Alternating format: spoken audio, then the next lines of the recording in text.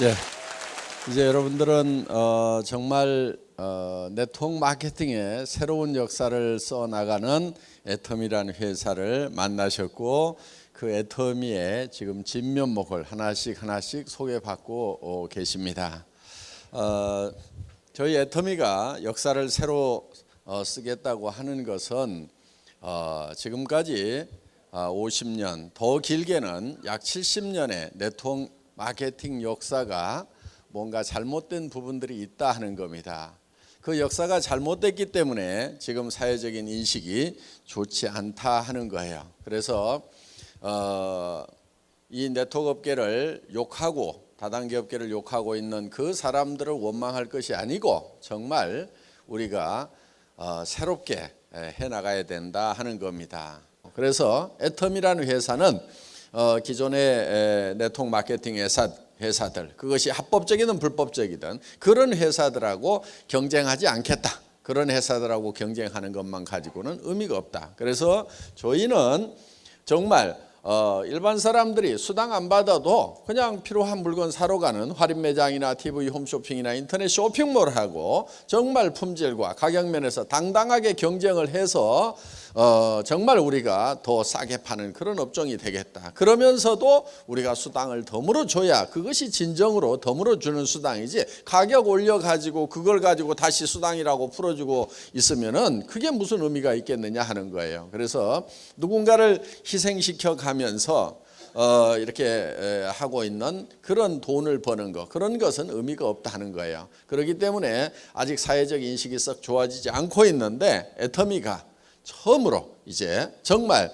일반 유통보다도 더 싸게 파는 회사로 자리매김을 하고 있고, 그리고 정말 기업 전반적인 면에서 합법적이면서도 도덕적인 그런 경영, 그래서 정말 우리 납품업체에 대금 지불하는 것도 정말 단 하루도 미루지 않고 즉각적으로 현금 지불을 하는, 그래서 일반 업체들보다도 훨씬 더 도덕적인 그런 경영을 하고, 그리고 세금을 내는 데 있어서도 저희 직원들한테 제가 부탁하는 게 있어요. 털어도 먼지 안 나는 회사가 되어야 된다. 털어서 먼지 안 나는 놈 없다고 그러는데, 세상에 다 먼지가 나도 애터미만은 털어도 먼지가 안 나는 그런 회사를 반드시 만들어야 된다고 제가 주문을 하고 있습니다. 그래서 이제는 정말 존경받는 그런 업종으로 자리매김을 해야 되겠고, 그 선봉에 애터미가 앞장을 서겠다는 거예요. 그러면은 정말 그렇게 해서 잘 되는 모습을 반드시 보여준다고 하면은 다른 업체들도 저희의 뒤를 따르리라고 생각을 하고, 그리고 이 네트워크 마케팅의 역사는 새롭게 쓰여지리라고 생각을 합니다. 앞으로도 우리의 자세를 흐트리지 않고 더욱 정진을 해야 되겠다고 생각을 하고 있고, 여러분들은 이제 그런 회사를 만나셨습니다. 그리고 앞으로 이제 이 네트워크 마케팅 업종은 정말 진정으로 존경받는 업종으로, 그것이 5년이 걸릴지 10년이 걸릴지 20년이 걸릴지는 모르지만은 반드시 우리 살아있는 동안에 정말 존경받는 업종으로 만들어 놔야 되겠다는 다짐을 여러분과 함께 하고 싶습니다. 여러분 다 같이 다짐하십니까? 예, 감사합니다. 이제 여러분들이 이 애터미를 만나셨다고 해서 가만히 있는데도 성공이 보장된 것은 아닙니다. 저희 애터미가 정말 이 서민의 삶에서 상류층으로 올라갈 수 있는 신분의 수직 상승이 가능한, 어떻게 보면 이 시대의 유일한 사다리라고 얘기들을 합니다. 실제로 우리 앞에는 그거를 증명할 만한 일들이 지금 여기 벌어지고 있고, 이 우리 성공하신 리더분들이 거기에 대한 확실한 답입니다. 그래서 앞으로 더 많은 성공자들, 정말 서민에서 가난한 뱅이에서 정말 가장 역할도 제대로 못해서 가정이 뿌리채 흔들렸던 그런 상태에서 이제는 사회적으로 봤을 때 상류층으로 올라가고, 또 이제 주변으로부터 존경받는 그런 이제 사회적 지도자로서의 역할을 할 수 있는, 정말 신분이 수직 상승하는 그런 이제 유일한 사다리를 애터미가 제공을 하는 겁니다. 그러면은 애터미가 그 사다리를 제공을 하지만은 결국 그 사다리를 올라가야 되는 것은 여러분 개인, 여러분 각자가 올라가셔야 된다 하는 거예요. 세상에는 누구도 저 위에까지 그냥 올려주는 경우는 없습니다. 그래서 여러분들이 어떤 마음가짐으로 이 사다리를 올라갈 것인가 하는 거예요. 이 사다리는 매우 쉽게 되어 있습니다. 정말 누구나 다 올라갈 수 있도록 이렇게 만들어 놨어요. 그 사다리라는 것은 한 계단만 올라가면은 그 다음 계단도 올라갈 수 있고 그 다음 계단도 올라갈 수 있고 그 다음 계단도 올라갈 수가 있어요. 한 번에 로얄 마스터까지 올라갈 수 있는 사람은 아무도 없습니다. 또 자기 힘으로만 로얄 마스터까지 올라갈 수 있는 사람도 아무도 없어요. 그렇지만은 여러분들이 판매사까지만 간다고 하면은 여러분 밑에 있는 사람 중에서도 나도 판매사를 할 수 있겠다 하는 사람은 나오게 되어 있다 하는 거예요. 그렇기 때문에 다른 사람과 힘을 합해서 그걸 만들어 나가는 거다 하는 겁니다. 그리고 그것이 만들어지는 성장의 원동력은 뭐냐면은 바로 우리 제품입니다. 우리 제품은 생필품이에요. 생필품이라는 것은 싸고 좋으면 반드시 팔리게 되어 있어요. 단 하루만 없어도 삶의 질이 뚝 떨어집니다. 돈이 없어도 써야 되는 것이고 경기가 나빠도 써야 되는 거고 심지어는 빚쟁이에게 쫓겨 도망 다닐 때도 써야 되는 거예요. 빚쟁이에게 쫓겨 도망 다니더라도 이는 닦고 다닐 거 아니에요. 온 나라가 파산이 되더라도 머리들은 감습니다. 머리는 어떻게든 돈을 구해서라도 머리는 감고 다녀요. 그리고 도리어 경기가 나빠지면 화장품은 더 팔립니다. 왜 그러겠어요? 남편들이 실업률이 높아지면 여성분들이 버려야 되기 때문에 맨낫으로 못 나가니까 한 세트씩 구비해서 찍어 바르고 나가느라고 경기가 나빠지면 화장품 매출은 뜨게 돼 있어요. 그래서 생필품이라는 것은 경기를 타지 않아요. 그리고 이것은 우리가 팔아내서 푸시아웃을 하는 것이 아니고 소비자가 풀이하는 거예요. 땡겨서 사는 거예요. 떨어지면은 그 다음날 까지는 무조건 사야 되는 거란 말이에요. 그렇기 때문에 가격이 싸고 품질만 좋다고 하면은 그 경쟁력만 확보를 하면은 이거는 무조건 팔려나가게 돼 있는 거예요. 그렇기 때문에 우리가 그거를 성장 동력으로 하는 거예요. 그거는 마치 생명력만큼이나 끈질기고 강렬한 그런 성장력을 가지고 있는 것 하는 거예요. 단 그것이 값싸고 좋기만 하면은 게임은 끝나버리는 거예요.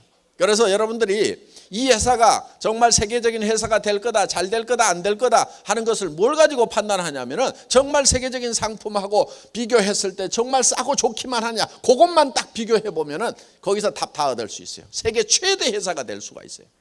왜 제가 세계적인 회사가 된다고 확신을 했냐면은 그 중에 상당 부분이 전달에 사갔던 사람들이 자발적인 재구매를 하더라 이거예요. 네트워크 마케팅 회사에서 유지 조건이 없는데 자발적인 재구매가 일어난다고 그러면요, 이거는 핵폭탄과 같은 거예요. 핵폭탄. 엄청난 폭발력을 가지고 있는 거예요. 그래서 저는 그때 게임 끝났다. 6,200만 원 파는 회사가 세계 최대의 이 유통회사가 될 거라는 확신을 저는 딱 갖는 거예요. 3개월은 초조했어요. 3개월은 정말 이 자발적인 리피트 오더가 나올 것이냐 안 나올 것이냐, 몇 프로가 나올 것이냐 봤는데 거의 100% 게임 끝났다. 이렇게 생각을 한 거예요. 지금 커져나가고 있는 겁니다. 그 연장선상에서 커져나가고 있는 거예요. 자, 여러분들이 이제 이 애텀이라는 사다리를 만났고 그 사다리에 한 단계만 올라가면은 틀림없이 그 밑에서도 또 밀고 올라오는 사람이 있어요. 그러면 양쪽에 두 명의 판매사가 생기면은 나는 밀려서 다이아몬드가 되고, 그리고 그 판매사가 되면은 그분들도 다이아몬드가 되려고 할 거 아니에요. 그러면은 또 나는 밀려서 샤론 노즈가 되고, 그럼 이제 1,000만 원대 올라가는 거예요. 쉬워요. 너무 어렵게 생각하니까 못하는 거예요. 고민하지 마세요. 고민할 만큼 그런 어려운 일들이 아니에요. 고민해가지고 고민할 만큼 어려운 일이라고 하면은 이 중에서 3분의 1은 못 올라올 분들이에요. 그러니까 고민 하나도 안 하는 푼수들이 여기 이제 자, 그러면은 우리가 이제 이 애텀이라는 도구를 만났으면은 우리가 이제 어떻게 성공할 것인가? 그럼 많은 사람들이 성공을 못 하는데 왜 성공을 못 하는가 하는 거예요. 카네기라는 사람이 보니까 자기는 가난한 집의 아이로 태어나서 부자가 됐죠. 그리고 카네기 재단도 만들고 늙어서 이제 생각을 해보는 거예요. 내가 가난한 집의 아이로 태어났는데 다시 가난한 집의 아이로 태어난다고 하면 다시 성공을 할 수가 있을까? 생각해 보니까 자기는 100% 성공할 수가 있겠더라 이게. 10번을 가난한 집의 아이로 태어나더라도 10번 다 100% 자기는 성공할 수가 있겠더라 이게. 그런데 많은 사람들은 성공을 못하고 있다. 왜 성공을 못할까? 그 이유는 성공의 법칙을 몰라서 그런다. 그래서 이 성공의 법칙이라는 걸 이제 알려줘야 되겠다고 생각을 합니다. 자, 많은 사람들이 0세에서부터 시작을 해서 30세까지 공부를 합니다. 준비를 하죠. 30세에서 60세까지는 대개 일을 합니다. 일을 건성건성합니까? 열심히들 합니까? 다들 잘 살아보겠다고 열심히들 해요. 그리고 이제 한 90세까지 삽니다. 이게 노후예요.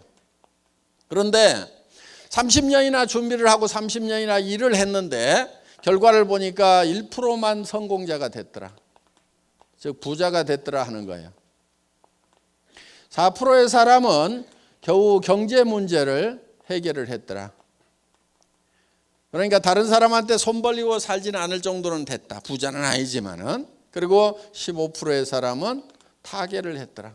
세상을 떠났어요. 잘못 살았죠. 10%의 사람은 일도 없고 일은 있는데 돈이 없어가지고 하루벌이 일을 하고 있더라. 나머지 70%의 사람은 일도 없고 돈도 없는 상태에서 노후를 맞이하게 되더라 하는 거예요. 자, 이게 다른 나라의 통계, 오래전 통계이다 보니까 정확성에 대해서는 좀 견해 차이가 있을 수 있지만은 어떻든 이 99%나 되는 사람들이 실질적으로는 성공자가 되지 못하고 1%만이 성공자가 된다 하는 거예요.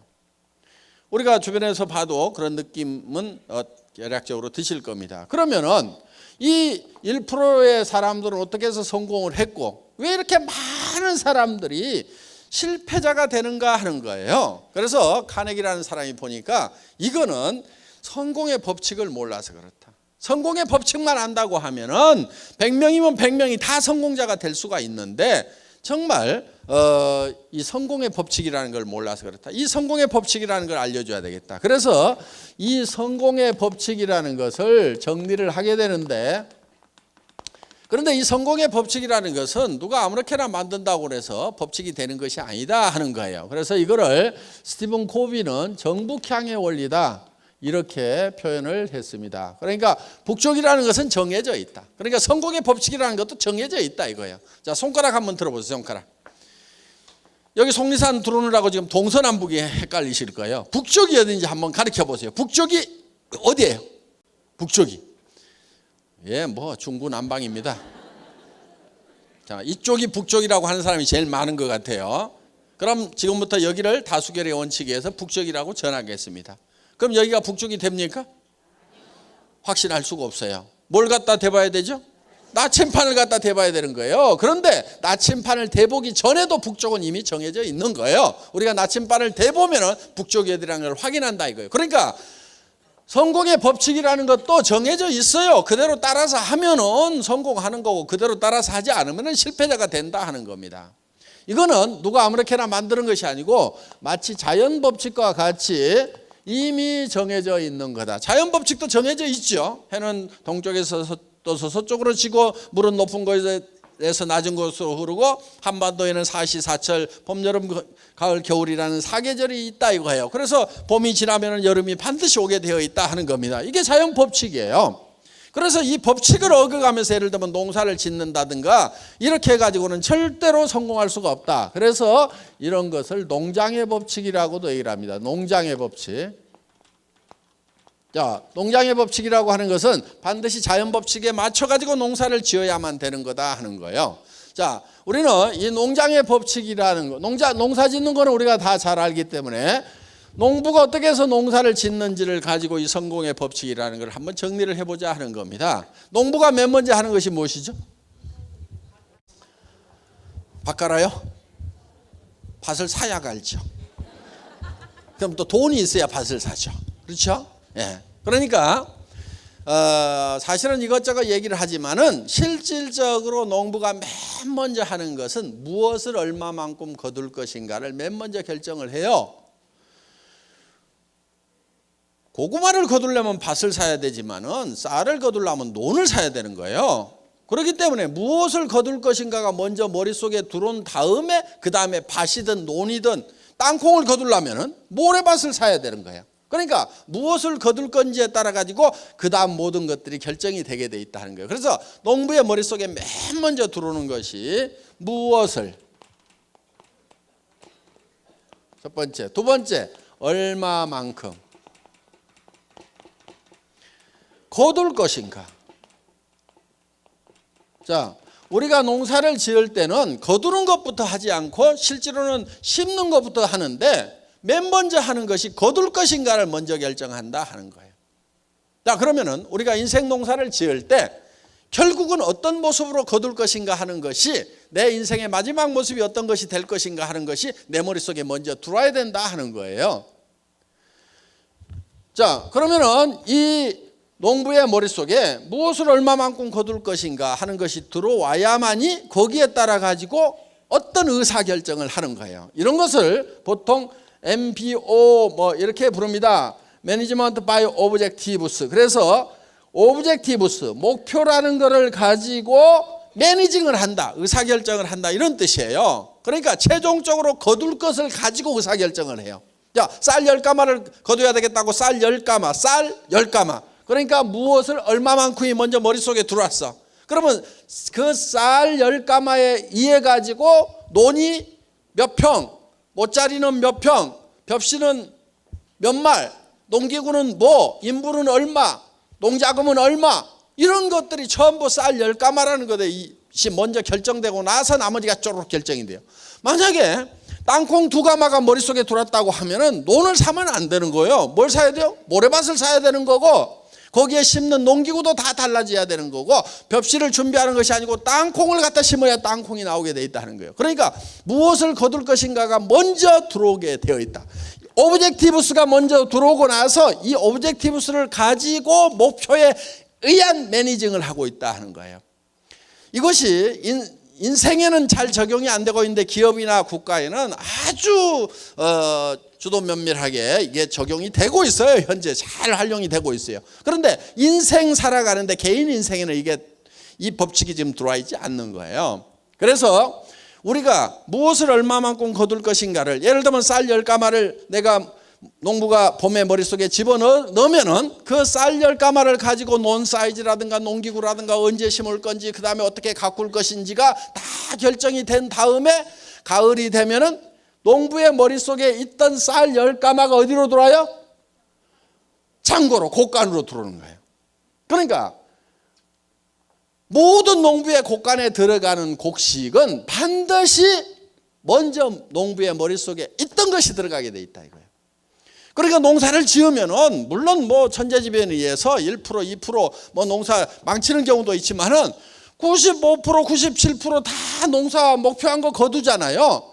그런데 인생 농사는 왜 못 거두느냐? 자연 법칙대로, 농장의 법칙대로, 성공의 법칙대로 인생 농사를 안 짓기 때문에 그렇다는 거예요. 이 법칙대로만 하게 되면은 거의 다 성공을 하게 돼 있다는 거예요. 거의 다. 그래서 여러분들이 내가 어떤 모습으로 성공할 것인가 하는 것이 먼저 머릿속에 먼저 들어와야 돼요. 그래야 3년 후든 5년 후든 내 머릿속에 들어와 있던 내가 밖으로 튀어나와 가지고 성공자로 되는 거예요. 자, 농부의 머릿속에 쌀 10가마가 없었다면은 곡간에 쌀 10가마가 들어오지가 않죠. 그러니까 이 쌀은 어디서 튀어나온 거냐면 농부의 머릿속에서 튀어나와 가지고 곡간에 들어간 거예요. 나의 성공한 모습도 어디에 만들어져야 되냐면 내 머릿속에 만들어져야만이 이 성공자의 모습이 3년 후든 5년 후에 튀어나와가지고 다른 사람들이 보게 된다 하는 거예요. 여러분 한 사람 한 사람의 삶이 성공을 해야 된다 하는 거예요. 그런데 이제 성공을 여러분들이 해야 되는데 어떤 모습으로 성공을 할 거냐 하는 거예요.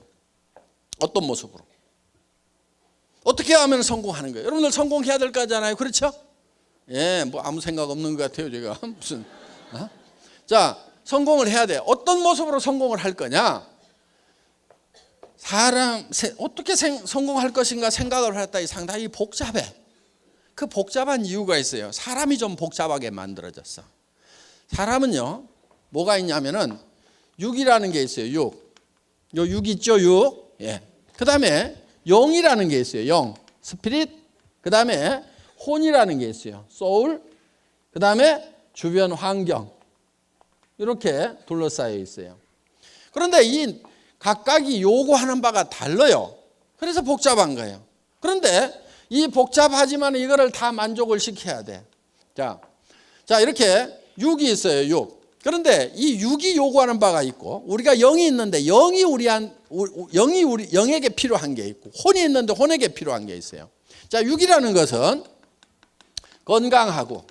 건강해야 되겠죠? 오래 살아야 돼. 장수를 해야 돼. 그리고 풍요롭게 살아야 돼요. 의식주를 해결함으로 말미암아서 안전하게 살고 싶은 욕구를 가지고 있다 하는 거예요. 자, 그래서 한마디로 얘기하면 잘 살아야 돼요. 우리의 영은 혼하고는 달라요. 그리고 이 영이라는 것은 짐승하고 사람이 구별이 되는 거예요. 무슨 원숭이가 변해갖고 사람이 됐다고 하는 말도 안 되는 소리를 하고 있는데 원숭이가 변해갖고 사람이 되지 않습니다. 그러면 원숭이를 개처럼 끌고 다니면 안 되죠. 그렇죠? 조상님인데 잘 모셔야지. 그런 싸가지 없는 그 후손들이 어디가 있어요? 조상이라고 그러면서 개처럼 끌고 다녀. 원숭이는 절대 우리의 조상이 아니에요. 왜냐하면은 그는 처음부터 창조될 때부터 원숭이로 창조가 된 거예요. 자, 그래서 이 동물하고 사람을 구별하는 기준이 뭐냐면 동물은 영이 없어요. 혼은 있어요. 혼. 이 영이라는 것은 우리가 잘 구별이 안 되는데 양심 같은 거예요. 양심. 그리고 이 영은 시간에 관한 개념이에요. 시간에 관한 개념. 이 영은 시간을 인지를 할 수가 있어요. 동물은 시간을 인지를 하지를 못해요. 사람은 이제 내가 죽으면은 얼마 후에 인생이 끝나는구나. 그러면서 과거도 돌이켜보고 그럼 앞으로 미래는 어떻게 될까 이런저런 생각을 하죠. 시간을 초월해서 과거로 미래로 왔다 갔다 하는 이런 영적인 능력을 가지고 있어요. 그런데 걔가 나이 먹어서 늙으니까 내 견생이 끝나가는구나. 내가 죽으면 어떻게 될까? 요거 고민하고 있는 개 보셨어요? 없어요. 왜? 걔는 영이라는 것이 없기 때문에 이 시간에 관한 개념 자체가 없어요. 그리고 이거는 창조주로부터 사랑을 받고 사랑하고 싶은 욕구를 가지고 있는 거예요. 동물은 이런 게 없어요. 동물 중에 기도하거나 제사 지내는 개 보셨어요? 아주 영리하게 가르쳐 놨더니 조상이 죽었다고 제사 지내는 개 없어요. 그런데 사람은 아무리 미개하더라도 조상에 대해서도 생각하고 신에 대해서 항상 생각을 해요.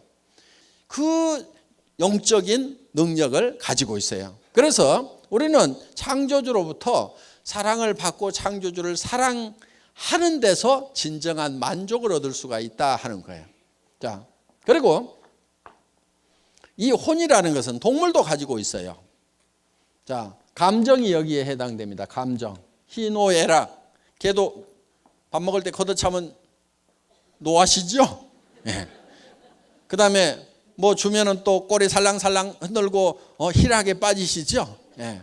희노애락 감정이 있어요. 그리고 걔도 그걸 가르칠 수 있어요. 야, A짬으로 와, B짬으로 와. 이런 거 하면 되잖아요. 그렇죠? 그리고 기억력도 있어요. 그래서 주인도 알아보고 자기 집도 다 찾아오는 게 이 혼의 활동이 있기 때문에 그러는 거예요. 그래서 이거는 이 평온한 감정을 가지고 살아가고 싶은 그런 욕구를 가지고 있고, 그 다음에 우리는 배우고 싶은 욕구를 가지고 있어요.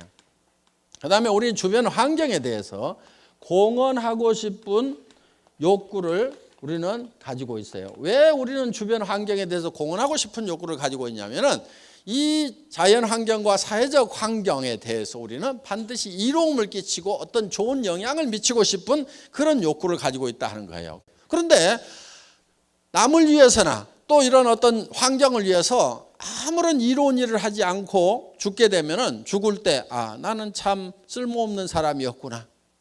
나는 나만 위해서 살았지 뭔가 이로운 것을 해본 적이 없구나. 이것이 하나의 회한이 될 수가 있다는 거예요. 그러니까 그런 것도 해야 되는 거예요. 자, 이런 네 가지가 우리의 이제 그 요소인데, 자, 우리는 이 육이라는 것은 실제로 우리의 본질이라기보다는 우리의 영과 혼이 우리의 본질이에요. 더 깊이 얘기하면 영이 우리의 본질인 거예요. 그래서 이 사람은, 이 영은 시간의 개념이 있어요. 그래서 영원을 사모하는 마음을 주셨도다 그랬거든요. forever, 영원. 사람은 영원을 사모해요. 그러니까 이 육이라는 것은 우리 영과 혼이 살고 있는 집이에요. 집. 보세요. 초가지붕이죠. 여기 창문이 뚫려 있죠. 지금 창밖으로 내다보고 계시는 거예요. 여기 봉창 하나 뚫어가지고 길가에 지나가는 소리 들리라고 이제 구멍 하나 뚫어놨죠. 여기 환기창 있죠. 그래서 맑은 공기 들어가고 나쁜 공기 밖으로 다 나오죠. 안에 덕트도 있어요. 여기 식당들 있죠. 집집마다. 예. 예. 그래서 이제 대충 들어오면 안에서 다시 재조리를 해가지고 이제 이렇게 넘깁니다. 자, 여기 음악실도 있어요. 그 다음에 이 집은 항상 36.5도로 항상 온도가 따뜻하게 유지가 돼요. 여기 보일러실 펌프가 하나 있어가지고 온수를 계속 돌리잖아요. 가끔 온수를 빼고 나면은 부르르 떨어요. 왜냐하면은 온도 떨어졌다고 온도 올리라고 온도 자동 컨트롤러가 작동해서 운동을 해서 온도를 올리는 거예요. 집집마다 화장실도 있죠. 예. 이 손이 집을 관리하는 관리인이에요. 이 집 관리인이 여러 가지 일들을 합니다. 이게 이제 사는 집인데 우리의 본질은 이 안에 살고 있는 영과 혼이에요. 자, 우리가 이렇게 육이 있고 영이 있고 혼이 있고 이 환경으로 둘러싸여 있어요. 이게 사람이에요. 그런데 이 네 가지를 골고루 다 만족시키는 그런 삶의 목표, 그렇게 만족하는 삶의 목표, 그렇게 만족하면서 살아가는 내 모습이 내 머릿속에 먼저 그려져야 3년이나 5년 후에 밖으로 튀어나온다는 거예요.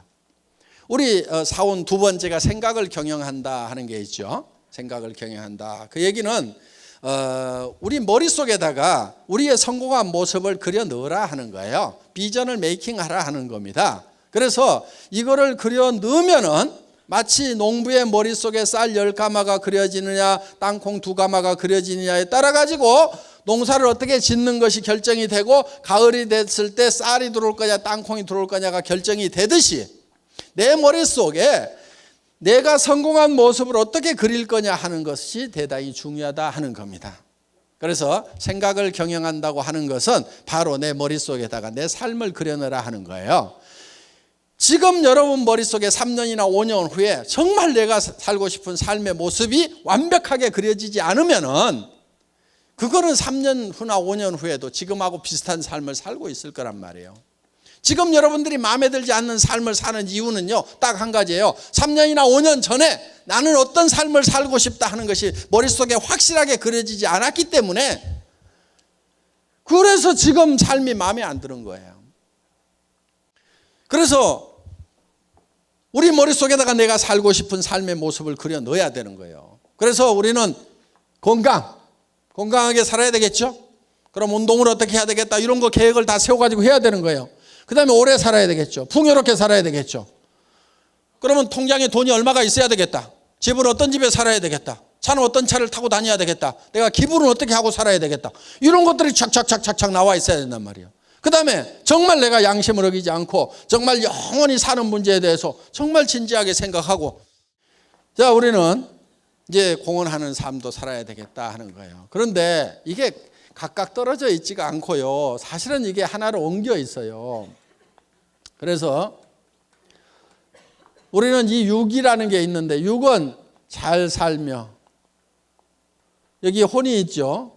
혼은 배우고, 그리고 영은 사랑하고, 그리고 우리는 환경에 대해서는 빨리빨리 해보세요. 공헌하는 삶. 이 네 가지가 골고루 균형 잡힌 삶이 돼야 돼요. 균형 잡힌 삶.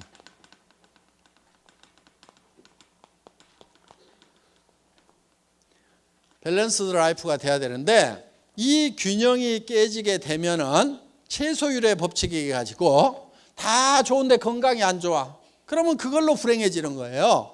건강하기도 하고 뭐 하는데 돈이 없어. 그럼 그것도 불행한 거예요.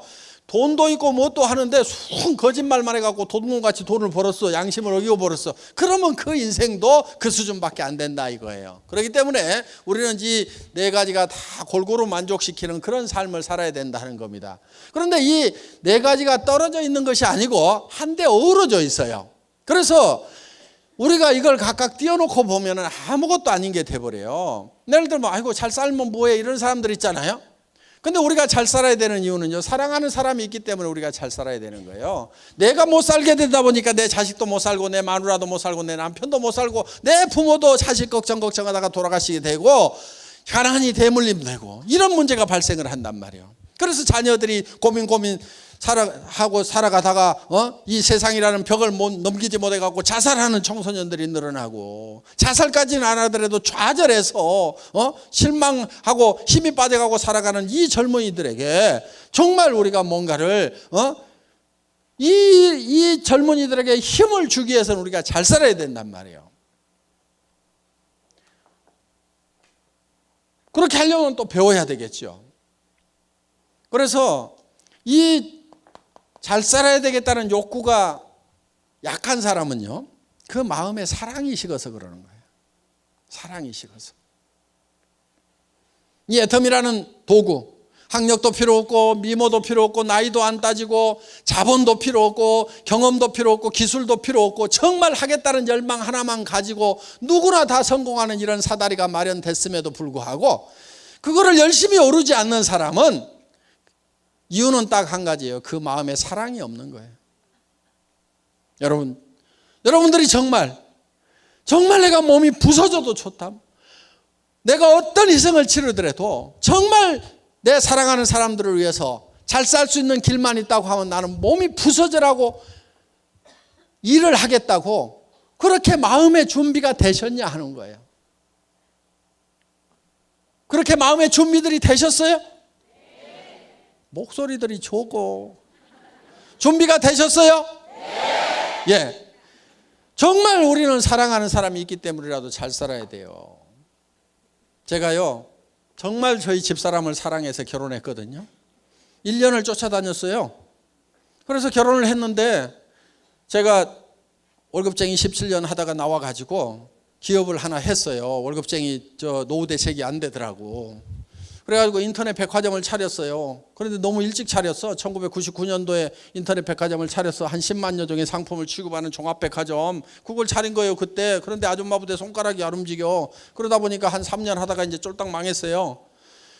그래가지고 이제 집도 날라가고 차도 날라가고 이제 완전히 50만 원짜리 월세방에 가가지고 이제 쫄쫄 굶고 살게 된 거예요. 그러다 보니까 막 간경화도 오고 당뇨도 심해지고, 그래갖고 의사인 친구가 너 더 이상 일하지 말래. 그래가지고 일도 못하다 보니까 이제 갑자기 집사람이 나가가지고 어디 가서 돈 벌려고 그러니까 얼마 받겠어요? 150만 원. 그렇죠. 50대 뭐 여자가 어디 나가서 갑자기 돈 벌면 150만 원 이상 안 줘요. 그래서 그 150만 원 벌어가지고 뭐 50만 원 월세 내고 그 나머지 가지고 이제 애들 겨우 뭐 잠거리 사주고 학교 보내고 이렇게 하는데, 어느 날 겨울에 집에 들어갔더니 추운 거요. 그래서 제가 가스 좀 팍팍 대, 집에 이렇게 추워. 그랬더니 집사람이 누구는 추운 줄 모르는 줄 아세요? 이렇게 얘기를 하는 거예요.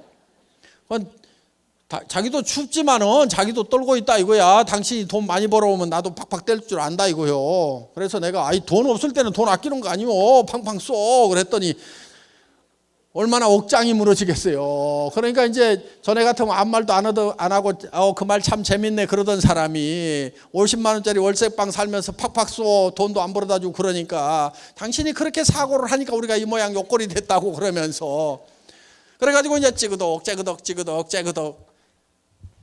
어느 날 우리 집사람이 그러더라고. 여보, 애들 졸업하면 헤어집시다. 근데 우리 집사람은요 한다면 하는 사람이에요. 빈말하는 사람이 아니거든요. 그 얘기를 듣는데 진짜 억장이 무너진다는 거 있죠. 다리에 힘이 쪽 빠져가지고요 털썩 주저앉아가지고 우리 집사람 다리를 잡고 엉엉 울었어요. 제가 여보 가지마. 내가 지금 당신을 보낼 수가 없다. 지금 당신 가면은 살 집도 없지, 노후대책 자금도 없지, 가가지고 어떡하려고 그러냐고. 여보 가더라도 내가 집도 사주고 노후대책 자금도 다 마련해가지고 줄 때 가더라도 그때가 지금은 내가 절대 보낼 수가 없어. 그랬더니 아이고 어느 천년에요. 지금은요 집도 사줬고요 노후대책 자금도 다 마련해가고 통장에 자기가 따로 관리하고 있는데 요즘에는 간다는 말을 안 해요.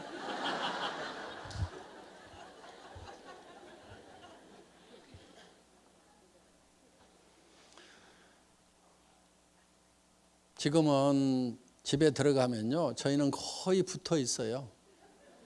다리 주물러주고 발 주물러주고 어깨 주물러주고 여보 내가 주물러줄게. 아니야 내가 주물러줄게. 우리 아들들이 참 꼴을 못 보겠대요. 해도 너무한대요. 지금은 잘 살아요. 그래서 정말 우리가 사랑을 하기 위해서라도 반드시 잘 살아야 된다. 그러니까 진정한 열정이 어디서 나오냐면은 이 세 가지가 합해지는 데서 이게 진정한 열정이 나온단 말이에요. 열정이 없는 사람은 사랑이 식은 거예요. 정말 꺼져가는 사랑의 모닥불을 헤집어 가지고라도요 다시 그 불을 지펴야 돼요. 그러면 열정이 나와요. 내가 이 사랑하는 자녀들을 위해 가지고 반드시 내가 잘 살겠다. 우리 남편 평생 아침 일찍 나가지고 저녁 때 파김치가 되도록 가족을 위해서 희생했는데 여보 오늘부터는 아니면은 2년 후부터는 푹 쉬어. 누가 그러더라고. 자기가 제일 듣기 싫은 노래가 있대. 아빠 힘내세요. 우리가 있잖아요. 그 노래 듣기 싫. 지금 힘내가지고 축굴동 살동하고 있는데 뭘 힘을 더 내라고 그러냐고. 그런 노래 부르지 말고 노래를 바꿔요. 아빠 푹 쉬세요. 제가 다 할게요. 이렇게 좀 해주면 아빠들이 얼마나 좋아하냐고. 그 대신에 3년만 기다려요. 이렇게 오늘부터 빨래하고 청소하고 난 밖으로 나가서 뛰어야 되니까 여보 알았지? 이렇게 해가지고 와이사스 당신이 데려야 돼요 하면서 다 맡기는 거야. 또 와이사스 안 데려 입으면은 그 에쿠스 안 사줄 건데 와이사스만 다려도 에쿠스 나올 건데 어떡할까요? 내가 저 와이사스 다릴까요? 아니면 에쿠스 볼로 갈까요? 이렇게 하면 와이사스 금방 다려요. 자, 그래서 우리 머릿속에 정말 나의 삶이라는 한 편의 영화가 만들어져야 돼요. 그 영화가 만들어져서 정말 내가 어떤 삶을 살고 있는지. 그래서 건강하고 활기차고 이것이 머릿속에 그려져야 되는 거예요. 내가 어떤 차를 타는지, 친구들을 만나면 내가 어떤 도움을 주고 베풀고 있는지, 친척들은 다 내가 어떻게 챙기는지, 이런 것이 머릿속에 쫙 그려져 있어야 된단 말이에요. 정말 여러분들이 어떤 집에 사느냐, 어떤 차를 타고 다느냐, 해외여행은 어떻게 할 건지, 부모님은 어떻게 모실 건지, 이런 것이 머릿속에 쫙 들어와 있으면 이거를 정리를 쭉쭉쭉 해가지고 한 편의 영화를 만드는 거예요. 영화를. 이 영화만 잘 만들면요 그건 이루어져요. 어떤 사람은 그래요. 그걸 진짜 그리기만 하면 이루어지냐고. 예, 진짜 확실하게 그리기만 하면요 반드시 이루어지게 돼 있어요. 그게 과학적으로도 다 증명이 돼 있어요. 왜냐하면 우리 몸은요 내가 상상하는 거하고 실제로 일어나는 일하고를 구별 못하는 특징이 있어요. 무슨 얘기냐면은 보세요. 여러분 집에다가 제가 새콤하고 달콤한 석류, 빨갛게 익은 석류를 한 움큼씩 넣어드리겠습니다. 여러분들이 어금니로 아자자작 씹으니까 새콤하고 달콤한 향기로운 석류 과즙이 입안 가득 퍼집니다. 자, 입안에서 무슨 일이 일어났어요? 침이 고이죠? 침 안 고이시는 분은요, 빨리 병원 가세요. 사람은 자기가 생각만 해도 실제로 석류를 먹는 거하고 우리 신체는 똑같이 반응을 해요. 그건 여러 가지로 과학적으로 다 증명이 되어 있어요. 그래서 그거를 자기 충족적 예언이라고 하는데, 자기가 충족할 만큼, 풀필이 될 만큼, 자기가 만족할 만큼 어떤 생각을 하게 되면은 몸이 거기에 맞도록 바뀌어버린다 하는 거예요. 또 쉬운 예를 하나 들어볼게요. 여러분 아침에 피곤하시죠? 일어날 때 몸이 천근만근 피곤하시다 하시는 분들, 제가 한 방에 싹 고치는 방법 가르쳐 줄게요. 물론 우리 해모임 드셔도 돼요. 그런데 해모임보다도 더 특효가 있어요. 여러분 주머니 속에 한 달에 3천만 원씩만 꼬박꼬박 들어오면은 어때요? 아침에 젖은 솜처럼 몸이 무거울까요? 아니면 깃털처럼 가벼울까요? 웬만한 잔병은요 다 낫고요, 면역력 기똥차게 올라가게 돼 있어요. 면역력 쫙 올라가. 웬만한 잔병은 다 없어져요. 한 달에 3천만 원씩만 들어오면은 다 없어지게 돼 있어. 그런데 실제로 통장에 들어오는 거나 들어온다고 내가 계획을 세워서 확신하고 믿는 거나 내 몸의 반응은 똑같이 나타난단 말이에요.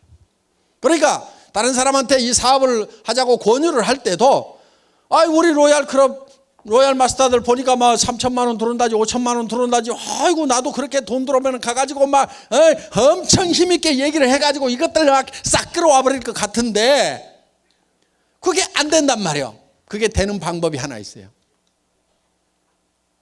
미리 내가 3천만 원 5천만 원 버는 사람이 될 거라는 그거를 머릿속에 생생하게 그리고 그거를 확실하게 믿으면 되는 거예요. 믿음에 굳게 선다 하는 거죠. 믿음이라는 것은 보이지 않는 것을 믿는 거예요. 현재 내가 에쿠스를 타는 모습, 뭐 방 5개짜리 집에 사는 모습, 100평짜리 집에 사는 모습, 친구들에게 어려운 친구들 도와주는 모습, 형제간들 도와주는 모습, 자녀들 교육 마음대로 시키는 모습, 이런 모습들이 아직 이루어지지 않았지만은 내 머릿속에 있지만은 내 발이 어디에 있어야 되냐면은 아직 보이지 않는 거기에 서 있어야 된단 말이에요. 우리 사운 3번째가 믿음에 굳게 선다잖아요. 거기에 서 있어야 되는 거예요. 그러면은 이 현실이 점점 끌어올려지게 돼 있어요. 그래서 꿈이 일을 하는 거예요. 꿈이 일을 하는 거예요. 꿈으로 하여금 일을 하도록 시킨다 이거예요. 근데 꿈이 없으니까 일이 안 되는 일이 없는 거예요. 그래서 여러분들이 꿈을 만들어내야 되는 거예요. 비전을 만들어야 되는 거예요. 그거는 망상하고 다른 거예요. 그렇게 확실하게 된다는 것을 믿으면 신념이 되는 거예요. 신념이라는 것은 생각을 믿는다는 거잖아요. 생각을. 그래서 신념 있는 사람이다 하는 것은 그렇게 될 거다 하는 것을 믿는 것이 신념 있는 사람이에요. 신념은요 기적을 이루는 거예요. 저는 이 회사가 세계적인 네트워크 마케팅 회사가 되고 국내 1위 하는 네트워크 마케팅 회사가 될 거라는 것을 확실하게 믿었어요. 확실하게 믿었기 때문에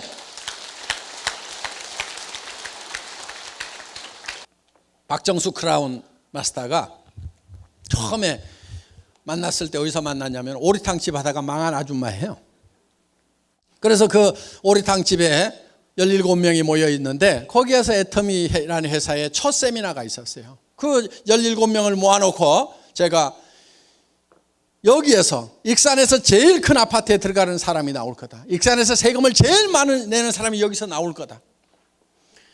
이 애터미라는 회사는 세계적인 회사가 될 거다. 글로벌 회사가 될 거다. 그렇게 얘기를 했어요. 그리고 크라운 마스터가 되면 에쿠스를 주겠다고 얘기를 했어요. 3억 원을 주겠다고 얘기를 했어요. 그런데 그때 제가 타고 간 자동차는 얼마짜리였냐면 280만 원짜리 중고 카니발이었어요. 그 중고 카니발을 돌돌돌돌 타고 가가지고 에쿠스를 주겠다고 얘기를 하는 거예요. 그런데 제 머릿속에는 에쿠스가 확실하게 그려져 있었어요. 제 머릿속에 있던 그 에쿠스가 지금 튀어나와가지고 지금 박정수 크라운 마스터가 타고 다닌단 말이에요. 저 에쿠스가 어디서 나왔어요? 제 머릿속에서 나왔고 저는 이 생각을, 이 에쿠스라는 생각을 믿었던 거예요.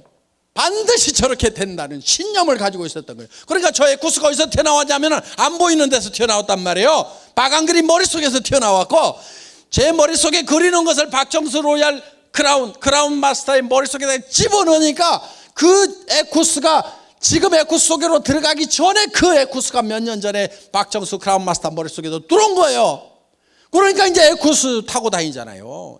에쿠스요 끌고 왔죠? 네, 저기 세워져 있더라고.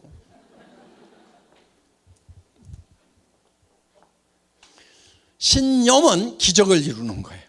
여러분 여기 오신 분들 어떻게 보면 되게 가난한 분들이 많으리라고 생각을 합니다. 또 왕년에 잘 살았지만 한바탕 엎어먹은 분들도 있을 거고 뭐 노후 대책은 뭐 그런 대로 돼 있지만은 베풀 돈이 없어가지고 또 앉아 계시는 분도 있을 거고 지금 꼴가닥 죽게 생긴 사람도 있을 거예요 지금. 그리고 마이너스 통장 때문에 엎어치기 하느라고 정신없는 분도 있을 거고 다음 달 어떻게 살아갈 건지 앞이 캄캄한 분도 있을 거고 그거를 벗어나는 유일한 길은 여러분들 머릿속에 정말 내가 한 달에 3천만 원씩 벌고 5천만 원씩 번다는 것을 확실하게 믿는 거예요. 그러면 여러분들의 표정이 바뀌고 말투가 바뀌고 눈빛이 바뀌고 행동이 바뀌게 돼 있어요. 그래서 머릿속에다가 생생하게 그리라 이거예요. 생생하게. 그리고 그걸 믿고 굳게 거기에 서 있으라 이거예요. 자, 그렇게 하려고 그러면 한 편의 영화를 만들어야 됩니다. 내 머릿속에 한 편의 영화가 돌아가야 돼요. 그렇게 하려고 그러면 이제 여러분들이 시나리오를 만들어야 되는데 영화를 만들기 위해서 자, 그런데 이 인생 누구누구의 인생 시나리오 이렇게 돼 있는데 여기에 보면은 이렇게 이제 동그라미가 있고 여기가 이런 항목들이 쭉 있어요. 요 양식을 나눠 드릴 거예요. 그럼 여러분들은 이거를 가지고 이제 칸을 메꿔 가지고 내일 제출하시고 발표하시면 됩니다. 전원 다 쓰셔야 돼요. 자, 그러면은 여기 네 가지가 여기 다 들어가야 된단 말이에요. 그러면은 6 건강. 그럼 건강 집어넣자 이거예요. 그다음에 우리가 잘 풍요롭게 살려고 그러면 주택 문제가 있죠. 그다음에 또 뭐가 있어요? 자동차. 예, 자동차. 또 여행도 다녀야 되겠죠. 그다음에 뭐 건강 썼고요. 또 사랑하는 자녀들 교육도 있겠죠. 효도도 있겠죠. 또 뭐 있어요? 뭐 봉사도 있겠죠. 뭐 현금도 좀 있으면 좋겠죠. 그래서 여기 있는 내용이 한 번은 반드시 여기 들어가야 돼요. 한 번은 공헌하는 것은 요 봉사, 헌금 이런 거에 들어갔죠. 그래서 이거를 자기가 점수를 매겨봐요. 10점 만점 해가지고 건강, 아이고 타고나서 그런 대로 좀 된다. 주택, 아이고 내가 살고 싶은 집에 비하면 2점밖에 안 된다. 자동차, 아이고 면허증도 없어. 빵. 자, 여행, 국내 여행 서너 번 갔어. 자녀 교육 지네가 알아서 잘했어. 효도는 마음만 했어. 뭘 잘 못했어. 봉사도 쬐끔 하고 아이고 현금은 마이너스 이쪽으로 가네. 그래서 이렇게 하다 보면은 요 동그라미가 이렇게 나와요. 이거를 쭉 연결을 해보면은 요게 내 인생 수레바퀴예요. 요게 찌그러져 있고 적으면은 잘 안 굴러가는 거예요. 그럼 이것이 요게 10점 만점이 되면은 10점 만점을 연결하면 커다랗고 둥그런 수레바퀴가 되는데 커다랗고 둥그런 수레바퀴가 되려고 하면은 어떻게 돼야 되는지 10점 만점을 여기다가 쓰시라 하는 거예요. 그러면 주택 문제 내가 지금 30평 전세 살고 있다. 그러면 현재 30평 전세인데 살고 싶은 집은 70평 구매하는데 얼마 들어요? 70평. 예? 그냥 10억 잡어 중간 좀 해가지고 자 10억 서울에서는 10억 주고 사기 어렵죠. 하여간 10억. 그리고 언제까지인지 날짜를 적어야 돼. 날짜 언제까지? 2022년 이렇게 딱 적으란 말이에요. 날짜를 5년 후 10년 후 이렇게 적지 말아요. 내년에도 5년 후 내년에도 5년 후 내년에도 평생 5년 후. 그러니까 못을 딱 박으란 말이에요. 여기다가. 그리고 중간 단계를 하나 더 적을 수도 있어요. 예를 들면 2022년까지는 내가 70평 10억짜리를 사는데 예를 들면 40평으로 가는 것은 내가 예를 들어서 5억만 있으면 된다. 그러면 2018년까지는 내가 5억짜리를 사겠다. 이런 식으로 계획을 딱 정확하게 세우란 말이에요. 자동차 무슨 차 타고 싶으세요? 아무 생각 없어요. 벤츠. 모르면은 가가지고 견적 딱 받아보세요. 그리고 사진 갖다가 집에다 붙여놓으세요. 자, 여행. 뭐 누구하고 함께 하겠다. 그래서 이거를 적을 때 세 가지 요령이 있어요. 첫째, 명료하게 적어라. 명료하게, 구체적으로. 명료하게 적으라는 건 구체적으로 적으라 이거예요. 차는 색깔까지도 다 적고 집은 방이 몇 개인지 무슨 동 주소까지도 다 쓰면 더 좋아요. 두 번째, 기한을 적으라 이거예요. 기한. 세 번째, 금액을 적으라 이거예요. 돈이 얼마가 들어가야 되는지를 알아야 사든지 말든지 할 거 아니에요. 자, 자녀 교육에 대해서는 어떻게 하겠다. 효도는 어떻게 하겠다. 효도하면서요 20만 원 30만 원 용돈 들면서 효도 다 했다고 생각하시는 분들, 그렇게 하지 말고 생활비를 들이세요. 200만 원에서 300만 원은 들여야 노인네들도 품위도 하고 치료비도 쓰고 친구들하고 좀 가시고 할 거 아니에요. 그래서 이 정도는 좀 드려야 되겠다는 생각을 하시란 말이에요. 헌금 내가 기부 어떻게 하겠다. 여러분 현금도 좀 있으면 좋아요. 그렇죠? 남편 모르는 현금, 내 마음대로 쓸 수 있는 이런 게 좋잖아요. 그런데 이런 것도 한 5억 정도 딱 가지고 있으면 얼마나 좋냐고요. 그렇죠? 그래서 내가 친구가 어려우면 딱 좀 집어줄 수도 있고, 조카 결혼식에도 뭐 내 마음대로 좀 보낼 수도 있고, 또 형제간들 어려우면 뭐 할 수도 있고, 아 조카가 좋은 대학 갔다 그러면 또 아이고 기분 좋아서 또 돈 1,000만 원 줄 수도 있고, 좀 이렇게 내 마음대로 쓸 수 있는, 그러니까 각자 주머니를 좀 찰 필요 있어. 우리 부부도 그래요. 우리 부부도 각자 주머니를 차. 그래가지고 공동으로 쓰는 돈도 있지만은 서로 간섭 안 하기 알았지. 그래가지고 뭐 얼마 썼다며 간섭 안 하기로 해놓고 알았어 그러면서 이렇게 해가지고 좀 쓰는 돈이 좀 이게 몇 천이든 몇 억이든 좀 있으면은 얼마나 신간이 편하냐 이거예요. 그렇죠? 아등바등 안 하고. 자, 그래서 현금. 그러면은 이게 머릿속에 확실하게 있어야 된다 하는 거예요. 그래서 정말 이렇게 견적을 내보면은요, 최소한 3천만 원에서 5천만 원 정도가 매월 있어야만 이게 이루어져요. 그런데 사람들은 뭐를 지금 바라고 있냐면은 300에서 700만 벌었으면 소원이 없겠다고 이러고들 있어요. 300에서 700 벌어서 부자 돼요? 그게 성공한 인생이에요? 성공을 못해요. 저도 월급쟁이 해봤지만 답 없어요. 300에서 700 버는 사람들이요, 사실은 제일 힘들게 돈 벌어요. 그리고 돈은요, 많이 벌수록 힘들다고 생각을 하는 바보들이 세상에 많아요. 아니요, 거의 모든 사람들이 다 그렇게 생각을 해요. 그런데 돈이라는 것은 많이 번다고 더 힘든 게 아니에요. 도리어 반대일 수도 있어요. 돈은요, 적게 버는 사람들이 훨씬 더 힘들게 벌어요. 100만 원, 200만 원 버는 사람하고 1,000만 원, 2,000만 원 버는 사람하고 한 달에 1억, 2억 버는 사람하고 누가 제일 힘들게 일하고 있을 것 같아요? 100만 원, 200만 원 버는 사람이 제일 힘들게 일해요. 300에서 700 버는 사람들이요, 박 터지게 일하고 있어요. 지금 보면은. 그것도 머리 좋은 놈들이 모이는 자리가 300에서 700짜리거든요. 여러분 그런 돈 벌려고 하지 마세요. 무지무지하게 힘들어요. 그 돈은 3천에서 7천 벌겠다고 생각하는 놈은 별로 없으니까요. 그런 일들이 별로 경쟁이 없어요. 그리고 수입에 맞춰 가지고 지출을 하라고 그러죠. 그래서 수입이 지출보다는 크거나 같아야 된다. 그래야 파산이 안 한다고 그러잖아요. 수입에 맞춰 갖고 지출하는 사람은 다 가난뱅이에요. 보면 저축해가지고 부자 된다는 사람 그렇지 않아요. 그 거꾸로예요.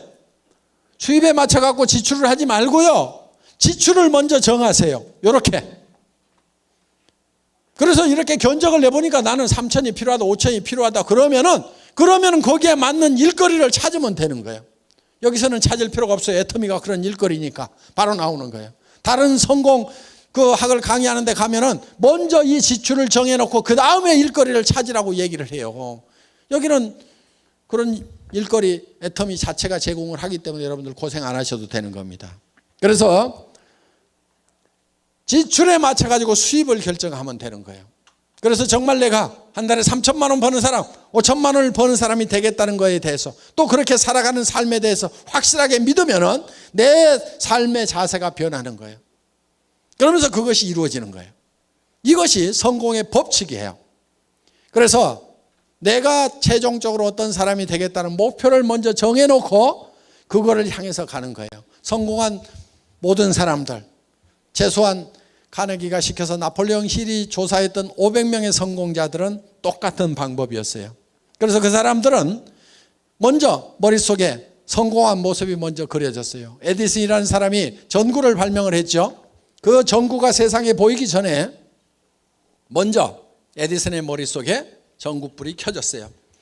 그래서 수천 번인지 수만 번인지 모르지만은 계속 그 실험을 해서 결국은 에디슨의 머릿속에 켜졌던 전구가 지금 밖으로 나와 있는 거예요. 성공의 원리는 다 그래요. 포드라는 사람이 자동차를 만들 때도 자동차에 물결이 넘치는 도로를 생각을 했어요. 그래서 어떻게든 자동차를 싸게 만들려고 하면 대량 생산을 해야 된다. 대량 생산하는 방법은 컨베이어 시스템이다. 그렇게 해서 오늘날 마이카 시대를 열어놓은 거예요. 성공한 사람들은 다 성공한 그 모습이 먼저 머릿속에 그려져 있었던 거예요. 여러분들도 머릿속에다가 뭘 그려야 되냐면 내가 성공적인 삶을 살아가는 나의 삶이라는 한 편의 멋있는 영화, 그 영화는 내가 홀라당 반할 만큼의 영화가 돼야 돼요. 그렇게만 될 수 있다고 하면 나는 어떤 희생이라도 감수하겠다고 생각할 만큼 그런 멋있는 영화, 정말 풀필이 되는, 내가 충만할 수 있는 그런, 만족할 수 있는 그런 영화를 만들어내야 되는 거예요. 애누리 하지 마세요. 그러면 여러분들의 몸은 정말 슈퍼맨처럼 힘이 나게 돼 있는 거예요. 5천만 원이 들어오는 그 신나는 삶이 머릿속에 들어있다고 하면은 발걸음부터가 달라지는 거예요. 맨날 그냥 어슬렁 힘 빠져가고 그렇게 다니겠어요? 그렇지 않아요. 5천만 원이 들어온다고 그러면 보무도 당당하게 그냥 두 번씩 굴러가지고 그냥 얼마나 멋있게 다니겠어요. 그냥 세상 사람들은 나를 따르라 하는 당당한 그런 걸음걸이로 가가지고 친구들도 박수를 내고 니네 그렇게 살지 말아라 이것들아. 니네 노후가 나는 너무 뻔히 보여가지고 너네 불쌍해갖고 내가 구제해 주러 왔다고 할 말고 큰 소리 칠 만큼 그렇게 여러분들 자신을, 여러분의 비전을 가지고 변화를 시켜야 된다 하는 겁니다. 그리고 그것이 이루어질 때까지 반드시 그 비전 위에 서 있어야 돼요. 믿음은 보이는 것을 믿는 게 아닌 거예요. 그러면 그것이 이루어지는 거예요. 그래서 절대 그 비전에서, 꿈에서 깨면 안 돼요. 여기서는 그 꿈 속에 있다가, 비전 속에 있다가 문제는 나가면은 제정신이 돌아와. 이게 문제야. 절대로 제정신이 돌아오면 안 돼요. 그래서 내가 먼저 미치고 비전 덩어리가 되고 주변 사람을 미치도록 만들어야 돼. 이 미치광이들을 전념을 시켜갖고 내 주변 사람들을 다 미치광이로 만들면은 여러분들도 정말 꿈을 이루게 됩니다. 자, 선배들이 어떻게 썼는지 그 양식을 잠깐 보기로 하겠습니다. 자, 이렇게들 썼어요. 예, 이렇게 다들 잘 썼습니다. 그래서 상세하게 이렇게 다 썼으니까 이런 모델을 보시고 여러분들도 방에 가면 다 양식이 있을 거예요. 그 작성들을 하시고, 그리고 한 가지 양식 더 작성을 하세요. 요거는 내가 언제까지 무슨 직업에 가겠다, 그때 돈이 얼마 들어올 거다 하는 이렇게 계획을 쭉 세우세요. 그래서 3년 5년 계획을 쭉 세우세요. 수고 많으셨습니다. 강의 여기서 마치겠습니다.